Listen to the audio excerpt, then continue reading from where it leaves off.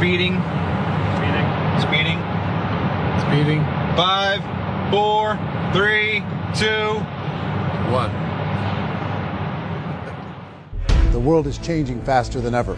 What used to take decades is now taking years or even months. What you see right now is the illusion that people have had for many decades about the workplace being this secure place to work the rest of your life. For the first time in the history of our nation, our children will not do as well as us. We've seen our friends get laid off. We've been laid off. We've had our pay cut. People are overworked and underpaid. They seem to have less time and less freedom. They live under constant pressure. This is going to be forced. And so even if your employer loves you, they may have to cut you. There's something wrong that on Monday morning, the heart attack rate increases by 35%. Technology is accelerating, job security is declining. It just doesn't seem like the old models of making a living are as reliable as they used to be. Every aspect of our lives, there's a better way out there, but we're still doing it the old way. We live in the greatest country on the planet, and there are a lot of people sitting around complaining and being cynical. Like everyone's whining about this old model, and I'm like, why don't you leave it? Look at all this over here. Look at all this opportunity. Since so much of our lives revolve around our work and the way we make our living, many people are thinking there just has to be a better way. The biggest challenge facing our world today is not making money, is what are we going to do with all the displaced, unemployed people? People are afraid that they're going to make the wrong decision. People are afraid of the unknown. People are afraid that maybe I don't have the skills. Hey, sports fans. Industrial age is over. It's dead. It's dying. That's why going to school to get a job is an obsolete idea. A steady paycheck is an industrial age idea.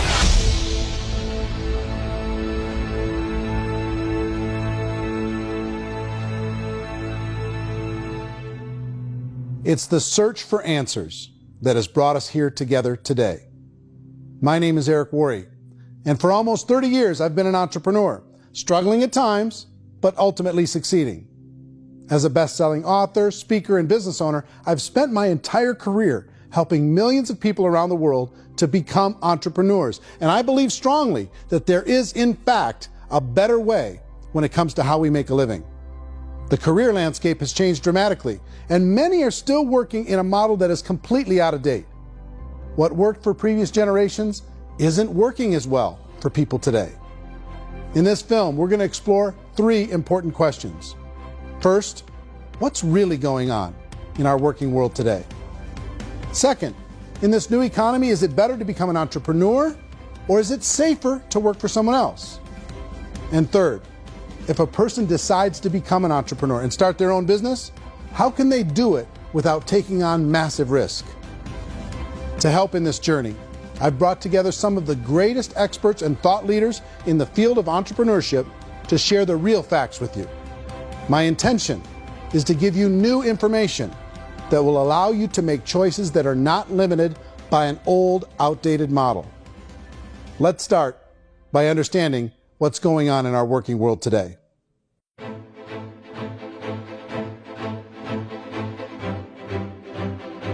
Let's look at unemployment. 30–40% of the people are honestly not working, but would be working.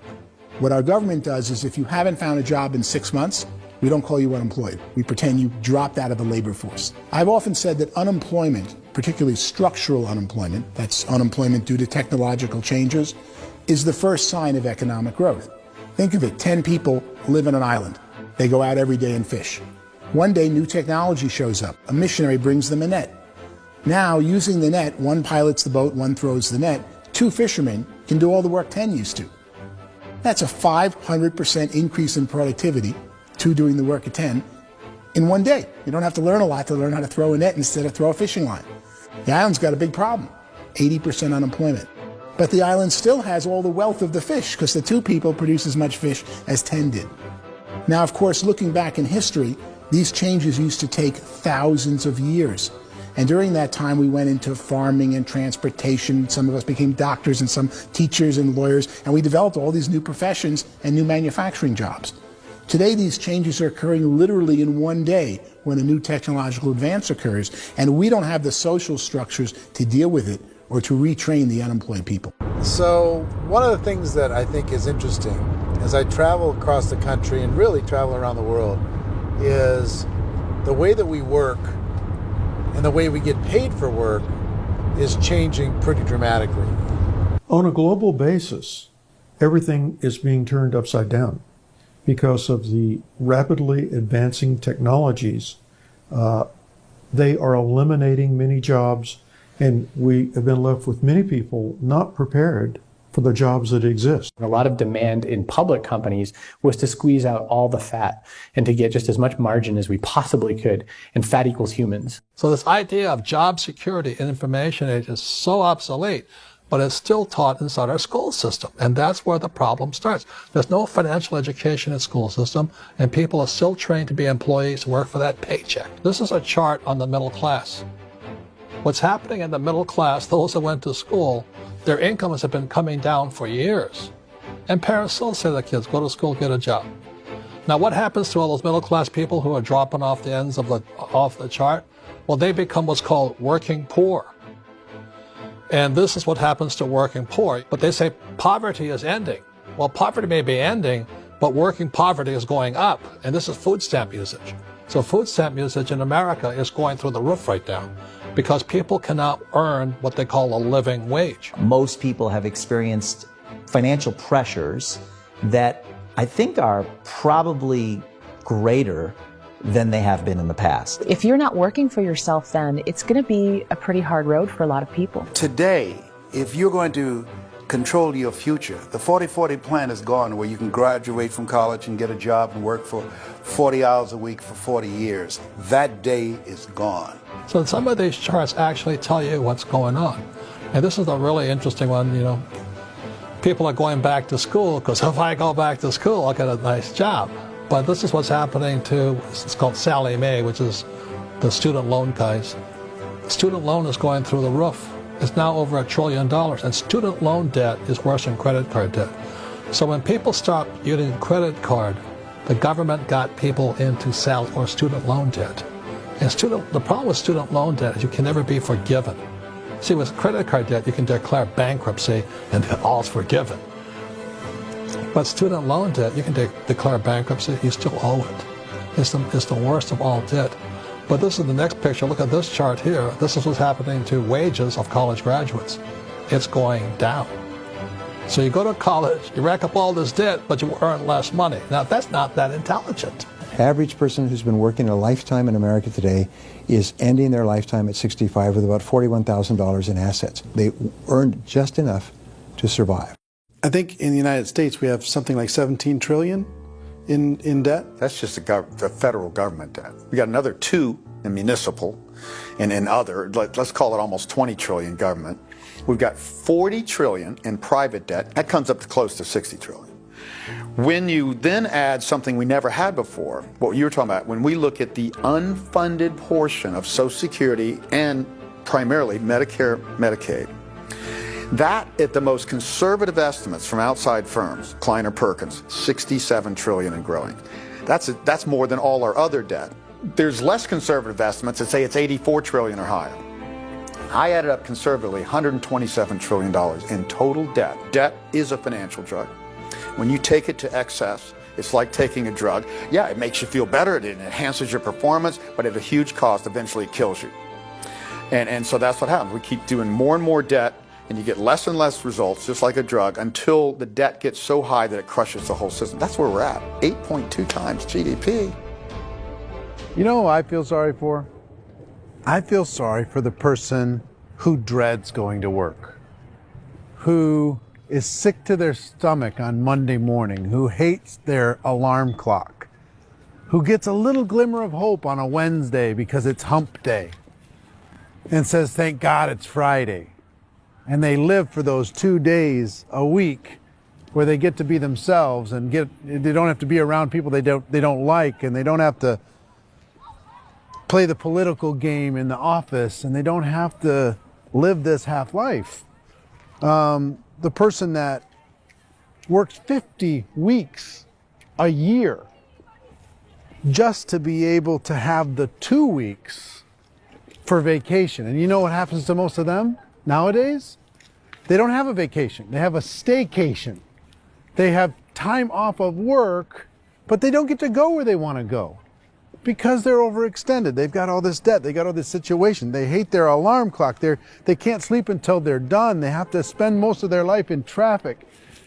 I feel sorry for that group of people because there's a better way. They just don't know it. I see this really interesting attempt at rugged individuality in a 6x8 rectangle. And I feel like you're all the same, except for the little push pins of the pictures. There's different pictures. Yours is named Jenny and his is named Sujara, but it's the same people. And this is how they are, and they're just like the zombies, and there's no joy in there, there's no fun. There's always like the wacky woman who decorates her cubicle, and that's the most she can do there. You got to give her credits, right? The wacky cubicle woman. The basis for their life is worry. I'm worried, you know, maybe I'll get fired. I'm worried maybe my company will go out of business. I'm worried I can't keep spinning the plates on paying the bills. I'm worried about how do I send my kids to college. I'm worried, what if the transmission of my car breaks? That's, you know, 2 or 3, I can't fix it. People live in a sea of worry, and it eats at them. Those signs that people held up during the Depression didn't say looking for gainful employment in a cubicle. It said looking for work. Work is what we're looking for. Job is just a unit of measurement. Work is what we're going after. It's time to look in the mirror and say, it's not the economy, it's my economy. It's my little world of where I am. I need to improve. I'm not going to wait for the economy to come back because, frankly, the economy is doing great in this country. So I'm here on Wall Street, the financial center of the universe, the financial capital of the world. This is where most people's money goes to at least be held for a time, right? With interest rates in banks being effectively zero, and many experts are predicting it's going to stay at zero for the next 10, 20, even 30 years, people feel like they don't have any choice but to put their future into equities, to put their future into the hands of other people on this stock market, and hope that the stock market goes up, hope that the stocks that their advisors pick or that they pick goes up. That's one way to go, I guess. It's my personal belief that if you put your future into the hands of yourself, in other words, you have earning power by yourself, I think you're a better investment than these guys. I think controlling your future is a better option than handing over your retirement to these guys. The average household income in the United States is approximately $50,000 a year, what they call the middle class. To reach the top 25% of income earners, you'd need to earn at least $90,000 a year. To reach the top 10% would be a household income of $140,000, the top 5%, $190,000, and to be in the top 1%, you'd need a combined household income of at least $380,000 a year. So here's the question. What do you think would give you the best chance to move up and get to the top 10%, the top 5%, the top 1% or beyond? In my opinion, and in the opinion of many, many experts, the answer is to become an entrepreneur, to become your own boss. I think you have to be a business owner. I can't, the only time I ever say to someone it'd be great to be an employee is when they've already told me they've surrendered. I only tell people who are wounded spiritually that they should be an employee. And it's that feeling that you get when you pick up the backpack off the little Cub Scout and say, "Don't worry, little guy, we'll get you back to the camp." You know, it is in no way a kindness when I tell someone they'd be a great employee. The other status symbol really increasingly is lifestyle. I mean, people can own their own business, maybe even work out of their house. That, I tell you, people admire that. Like, gosh, I wish I could do that. The spirit of the entrepreneur is to be a risk taker and to be resourceful and unstoppable, and to have a vision of yourself beyond where you are and not willing to settle for life as it is. You think about the great entrepreneurs, they're visionary, they have heart, they're willing to do today what others won't so they can do tomorrow what others can't. Personally, I don't think of the new economy, the old economy. I create my own economy. The entrepreneur's in control. I decide what the economy is going to be like. In the world of entrepreneurship, there are no limits. you can make as much as you want, depending on how much you want to work and how smart you are and how great a team you put together. There's no more lifetime rewarding business than being an entrepreneur. Why in America, where anyone could be anything, would people want to give up their freedom and become effectively a modern-day slave, told shut up and be here every morning at 7:30, leave at 5:30, and do what I tell you? If people decide to become an entrepreneur and work for themselves, they have some traditional options, but they're riskier than you might think. Any kind of a retail business, retail build-outs, is extremely expensive.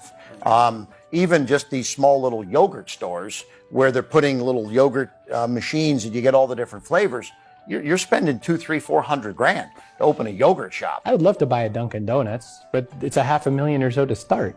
I don't quite have that just in case money. Risk you can lose it all, and most guys do 2 or 3 times, and even big guys like Branson, because I'm such a fan of his, half his companies don't work. If you make $1 million, your problems are going to go. If you make $1 billion, your problems are really going to go. Just the opposite. You and I know when you're making $1 million, you got $1 million responsibilities. You make $1 billion, you got 1,000 times $1 million responsibilities. And most people say, I'd love to be my own boss. 70% of Americans would love to be their own boss, according to recent polls. But they don't know how to get there. Because what are you going to do? One, you could buy an existing business. If somebody's selling an existing business, you have to ask why. Usually because it's probably hard. It's probably not making as much money as they hope. 2, they could buy a franchise.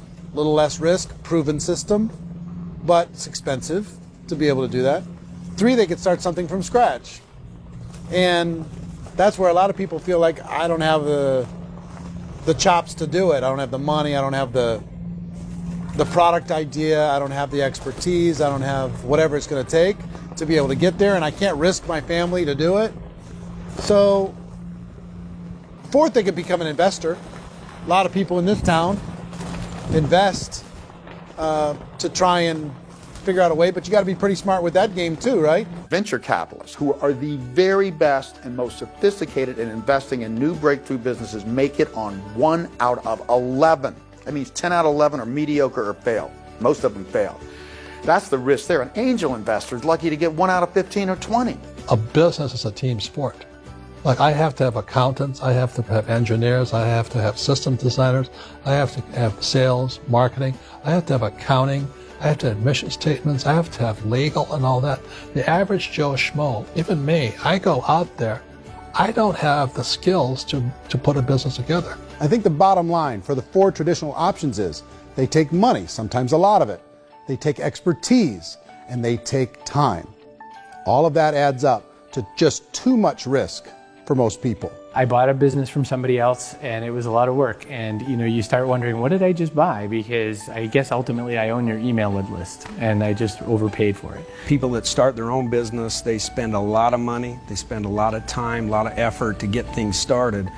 And the more you invest on the upfront, the harder you typically work at it. Well, I can tell you what the success rate is of a restaurant. What is it? They're crazy enough. About 90% of them fail. About 90%, in how quickly? Year less. Wow. And if we're talking non-franchise, we're talking franchise, Sure. That's totally different. Yeah. But our students aren't getting franchise restaurants. You got to invest big money. Exactly. And with someone like McDonald's, you've had to work with the company for a long period of time, really know the You even have a chance of investing $1 million. have a chance, and it's a slim chance. What if there was a way that you had all the proven aspects, the comfort aspects, and you could still control your own life? What if there was both? In other words, you didn't have to create everything from scratch. You didn't have to be a super leader. All you had to do, what if there was a proven product already? You didn't have to create the product. And there's a proven system already, proven training already. Everything except an employer. That was the only thing that you didn't have. Do you think more people would be open to working for themselves in that environment?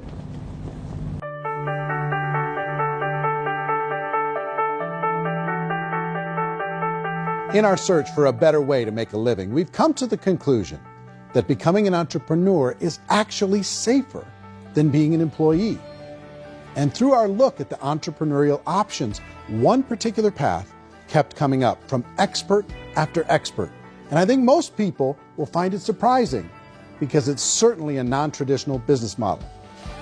That model is for people to start their own business and become an entrepreneur through the creation of a network marketing business. Some people call it direct selling because the product is being sold directly from the manufacturer to the end consumer, cutting out the middlemen. Other people call it multi-level marketing, or MLM, because there are multiple levels of commissions paid. The most common term today is network marketing, because network marketing best describes using a large group of independent distributors, independent entrepreneurs, to move a product or service more efficiently. So my friend here, Donald Trump, and I, we always write about the network marketing industry. And the reason we support the network marketing industry is because it really is a business school for entrepreneurs. Because most people come out of school looking for a paycheck. Oh, that's terrible. I went to network marketing like that. I think if it didn't exist, we should invent it. It is that good. I think direct selling is a great way to do business today. It's very easy to get into that industry, and you can be self-employed, be, in effect, an entrepreneur. When we see multi-billionaires adding network marketing companies to their portfolio of companies, that would be a clue. When we see people who are very famous authors and very famous business people endorsing the industry, that would be a clue. These network marketing companies aren't $50 million companies. They're billions and billions of dollars. They lead the stock market. They're major companies. When we're going to get it? You know, and you're going to school to work for a paycheck. But if you want to be rich, be an entrepreneur. And network marketing gives you the spirit to be an entrepreneur. A traditional company will spend up to 50% of their total revenue on marketing. Network marketing companies use a different approach. Instead of having all that extensive marketing expense, they utilize a network of independent distributors to do the marketing for them. Now, why do they do this? First, because word-of-mouth advertising is so much more effective today than traditional media advertising. Second, some products need to be explained or demonstrated, and an independent salesperson can do that more effectively than an ad campaign. Third, it's completely efficient. The company only pays for the marketing of their product if a sale happens and not before. Imagine if Amazon allowed you to become an independent distributor and paid out 40% of its revenue to that distributor group.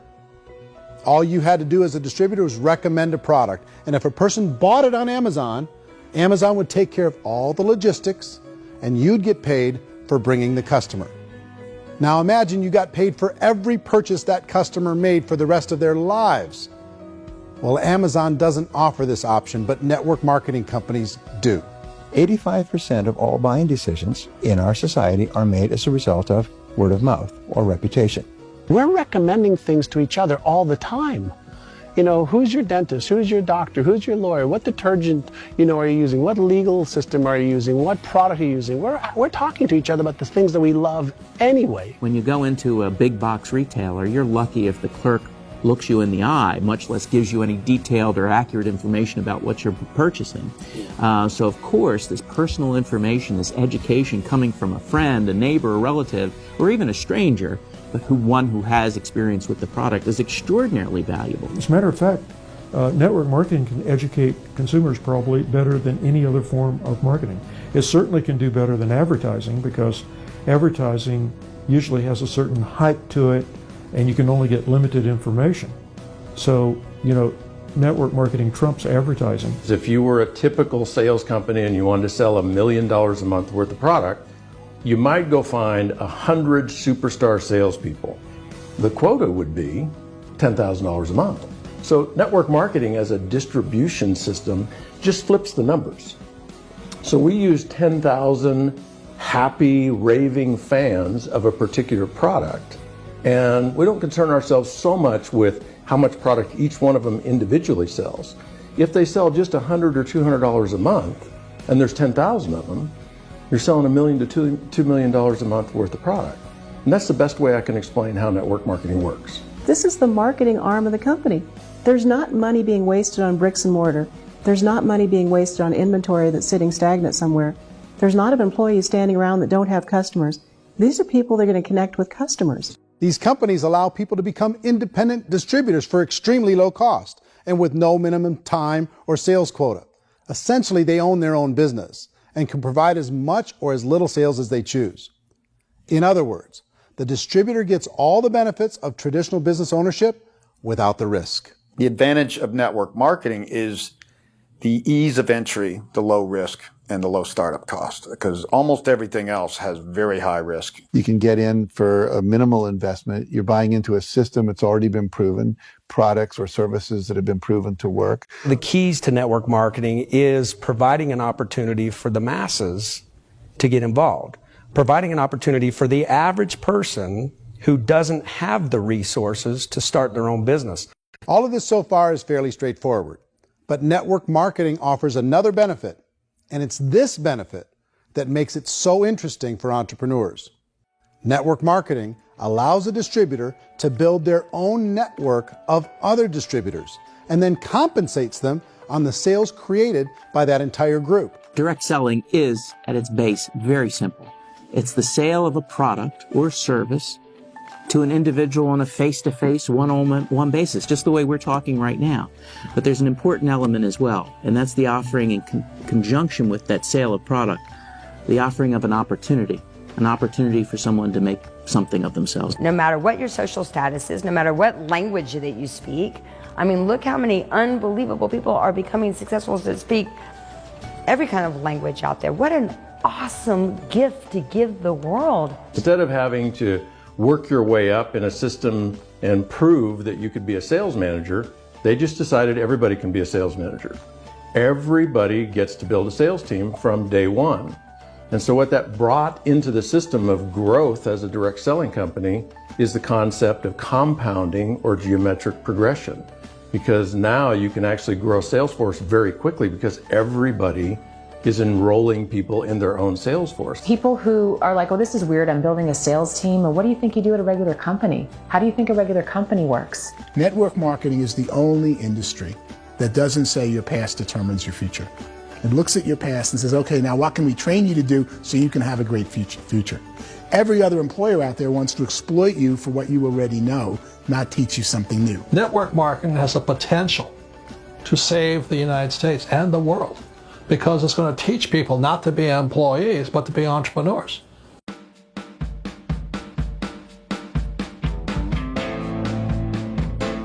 According to the Direct Selling Association, if you add up all the network marketing companies around the world, they combine to do over $178 billion a year in retail sales. To give you an idea of how big that really is, the NFL, the National Football League, does approximately $9 billion a year. The music industry does a little more than $16 billion a year, and the movie industry does about $80 billion a year. Using a conservative average, network marketing companies pay their distributors about 40% of that $178 billion in the form of commissions, which adds up to more than $71 billion a year. That's almost $6 billion a month. It's almost $200 million in commissions every single day. So it's certainly working, and people are making serious money in network marketing. With the growth of the direct selling industry over the last 10, 15, 20 years, we've seen a broader understanding of the channel. We have seen more and more people getting involved in the business. So our penetration in the marketplace has increased, and thus the understanding in the marketplace of who we are has increased. And we've seen non-direct selling companies look at the direct selling model and say, something's going on there. People are making money. Companies are being profitable, individuals are being motivated, product is being delivered to market. Maybe we should explore this. Some people think only the people at the top make money. Well, let's take a look at that as well. In the network marketing profession, there are roughly 500 people in the world who earn over $1 million a year. If you round that number up to $2 million a year, that adds up to about $1 billion a year. That takes the $71 billion paid out each year down to $70 billion. So where does the rest of the money go? The vast majority goes to part-time people making anywhere from a few $100s a month to many thousands of dollars a month. It goes to people who choose to make it a full-time career move and earning even more than that. Every day, people are using the money they earn through network marketing to pay off debt, have more fun, and improve the quality of their lives. Everyone I know in network marketing has been doing that since the 50s. They go to work when they want to go to work. They stop working when they want to take time with their children to have a leisurely breakfast and discuss issues and driving to school. They go back to work when they get home, wherever they're working out of. The biggest thing that I've seen is people that have become much happier in their life. MLM has probably made more millionaires of more people in more countries, and I've spoken to them in 67 countries, than any other single form of business, starting from nothing. If they have a choice between working a job for the next 10 years or working a network marketing business for the next 10 years, the result of working the network marketing business will be better. A lot of people within the industry go on and make this a career and do extremely well at it. Network marketing has been nothing but good for everyone I know that's been involved with it because they did it seriously and they played full out and they've been very successful. It's been a constant barrage of success stories and people showing off stuff they got as a result of it. How many people are involved? Approximately 16 million Americans and 96 million people around the world are currently participating in network marketing. And in a recent poll, 82% of those people report a good, very good, or excellent experience with network marketing. So people are happy.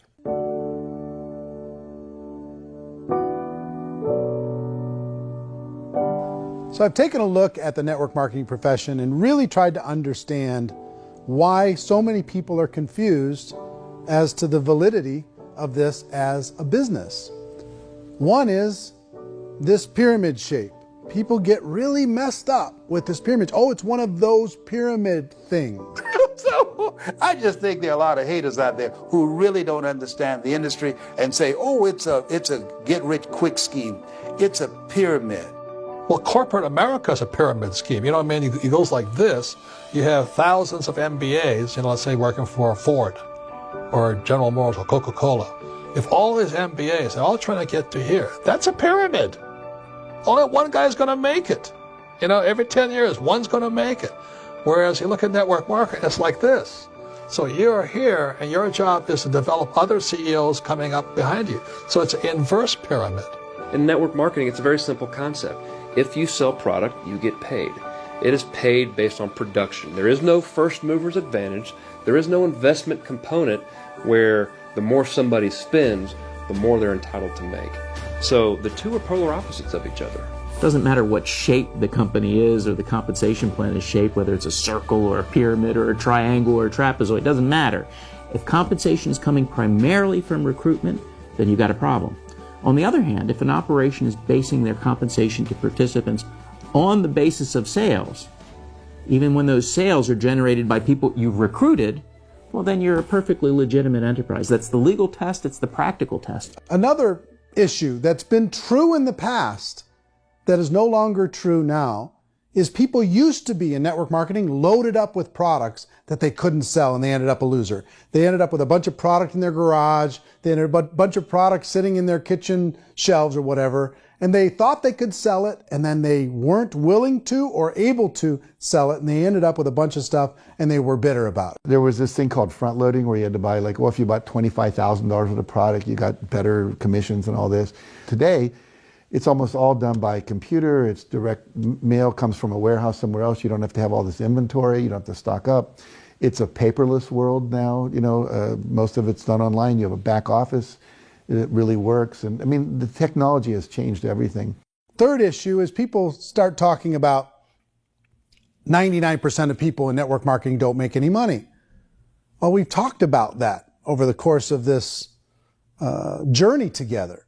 Almost $200 million a day is being paid out to network marketing distributors around the world. The naysayers, the people who say that it doesn't work, are usually the ones who just don't know how to make it work for themselves. And so they're giving you an opinion, and I tell people, don't confuse people's opinions with expertise, because opinions are free. And don't confuse sincerity with the truth, because people could be sincerely wrong. But here's the reality inside of network marketing. The vast majority of people that get involved in network marketing just become customers, and they get involved to be able to purchase product at a lower price. If you take Costco as an example, if a person goes into Costco and gets a membership to Costco so they can get a lower price on the product, we don't call that person a loser because they have a bunch of product that they walked out with with a smile on their face. Yet when some people want to take a look at network marketing, they say, well, those people, they're just using the product and they aren't earning an income, so they must be a loser. They're not a loser, they're a happy customer. That's the vast majority of people that are involved in network marketing. Now, a smaller percentage of those people decide to go build a business. They earn $300 a month, $500 a month, $1,000, $2,000. That's the bulk of earnings in network marketing. And then there's the few that really decide to take it serious, really decide to build a large network, really work to make that network very, very productive. And those people make huge amounts of money and there's no cap. What I do as an outside economist, just somebody looking at this industry like any other industry I speak in and say, look, what's the realities of this? 1% do incredibly well. 10% generate some additional income at pretty low risk and effort, that's fine. And 90% of people roughly end up customers. One thing that I think is real when it comes to people's perceptions about network marketing is people put this, and distributors, I think, involved in network marketing have some responsibility for this. They have sometimes unrealistic claims about the product or about the income. Most people who become distributors, they want the money, they want to be successful, but they don't have the skills. They don't know what to do. And when people don't know what to do and they're in a new business, they're scared. And when they're scared, they panic and desperation kind of sets in. So they think everyone they talk to has to get in. So if I talk to you and you say, well, no, I don't have time to do that, they're like, no, I need you. You have to do this or I won't be successful. So I start clawing on you. I start that desperation. So then I start making claims about the product, which are not appropriate, probably not even true. Or I start saying, oh, let me show you how you can make all this money and you don't have to do anything, Eric. And so you just totally misrepresent the opportunity, and you're clingy with people because you think you need everybody to be successful, and you don't. You know, one of the messages that I try to deliver most forcefully to companies as well as salespeople in direct selling is that you don't have to overpromise. The reality is in network marketing, there's a lot of hard work involved. There's a lot of effort. You're going to have to develop yourself. It's a business like anything else. It's going to take some time, but in my opinion, it's better.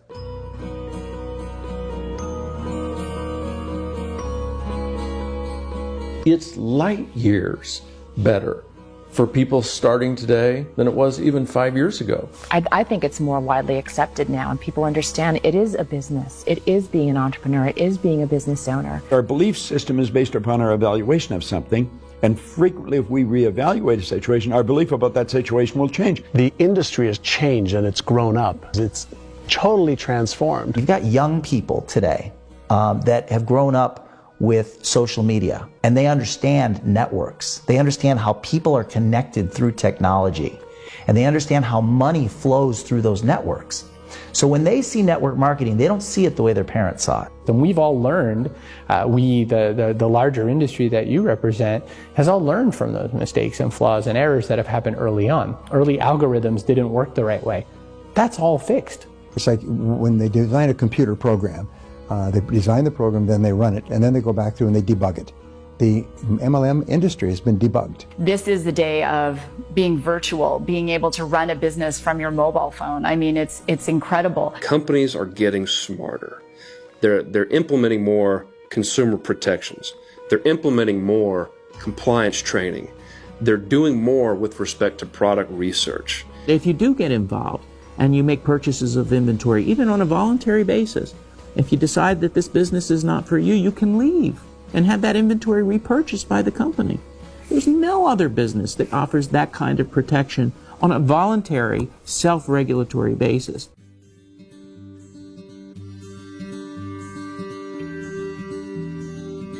If you decide to look further into a network marketing business in order to generate more cash flow for your family, I would recommend reviewing the following 4 elements.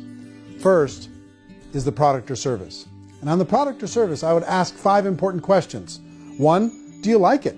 Is it something you would feel comfortable sharing with others?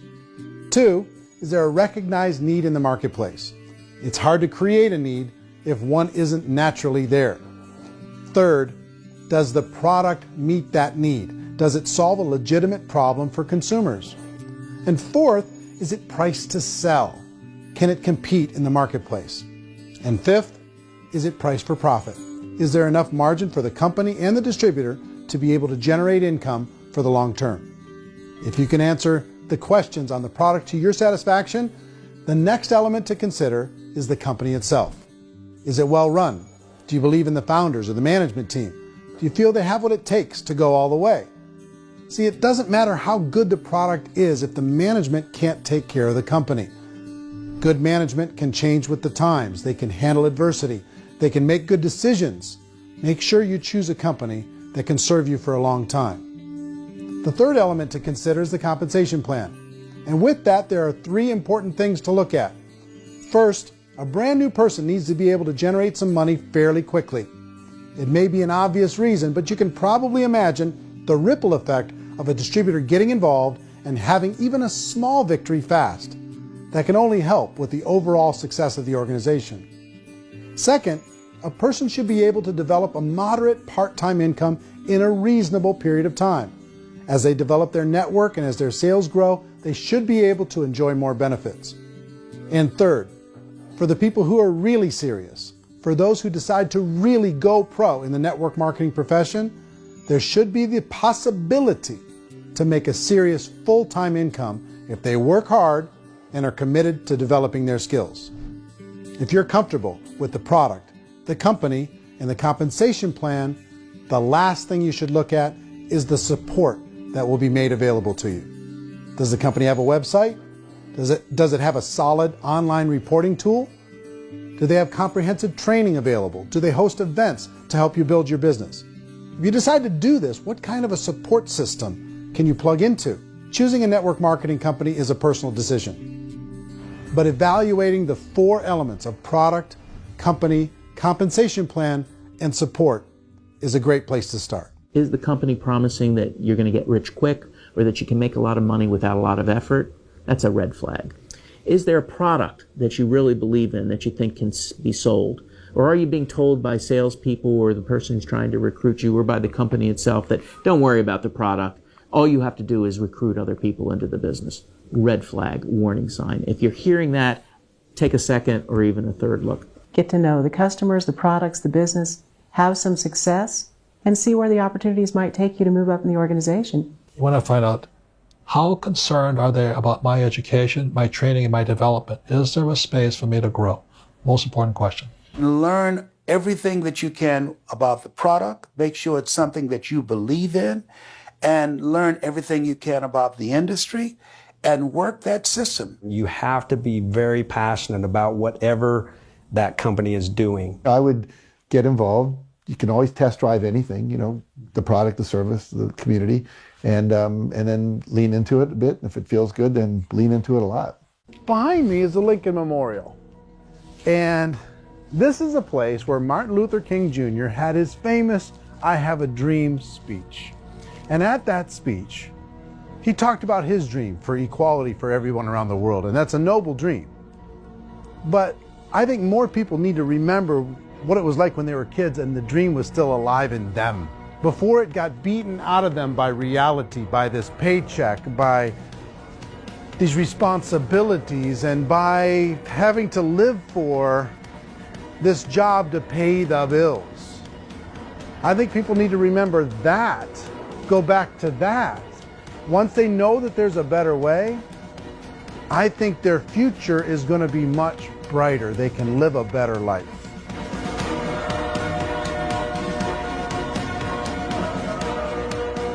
So if you're considering getting involved in a network marketing company, let me offer you just a few pieces of advice. First, network marketing isn't perfect. It's emotional, it's challenging. Like any entrepreneurial venture, it can have its up days and its down days. But if you have an entrepreneurial bone in your body, it's just better. Second, if you're going to do it, decide to be professional. Decide to go pro. It's better to do that than just be this amateur sticking your toe in the water. Third, as any professional, you're going to have to learn some new skills. And I promise you, inside of the network marketing profession, they're not too difficult to learn. Fourth, like anything worthwhile, it's going to take some time. Don't expect that you're going to get to the finish line right out of the gate. And fifth, it's worth it. It's worth it to be able to take charge of your life again. It's worth it to be able to control your own financial situation. It's worth it for the people you're going to be able to spend time with. It's worth it for the things you're going to be able to see and the experiences you're going to be able to experience.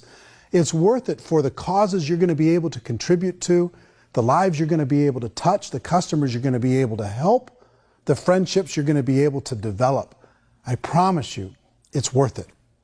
Remember, most people are searching for answers just like you are. But I do have to tell you the catch to network marketing. If there is a catch, if you want to understand this from an emotional point of view, people say, well, it sounds too good to be true. It's not, it's hard work. But here's the catch. Most people still don't understand it. So you're going to have to endure the loss of social esteem from ignorant people. The uneducated will think less of you. Now, if you can handle that, you're on your way. If that's going to destroy you, you know what? Entrepreneurship in general probably isn't in your future. If you can face that catch, you can become unstoppable. I want everyone to really contemplate this if they're not in network marketing.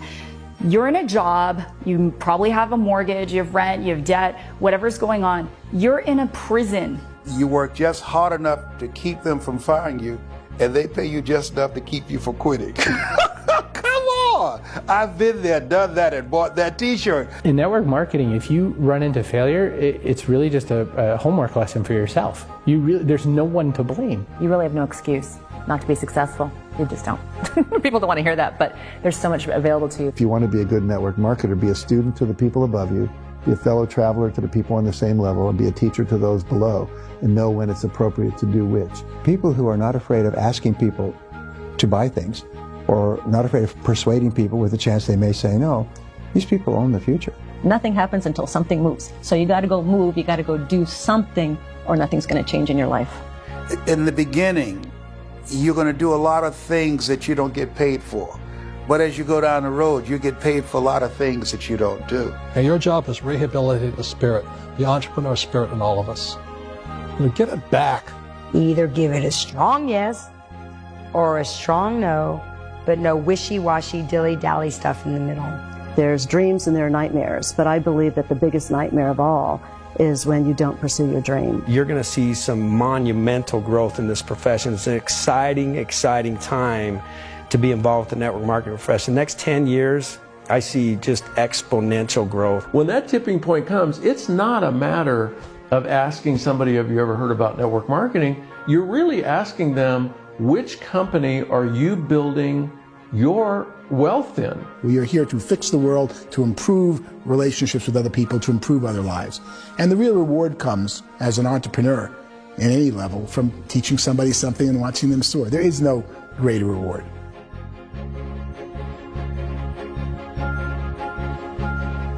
Life's too short to spend it living someone else's dream instead of your own. It's too short to spend it living at a fraction of your potential. Can being an entrepreneur be a challenge at times? Sure. But here's what you get in exchange. It can be yours. Something that you built, something that you created, something that you made happen. This balloon represents your dream. It represents entrepreneurship. My wish for all of you is that you would reach out and grab it. The choice is up to you.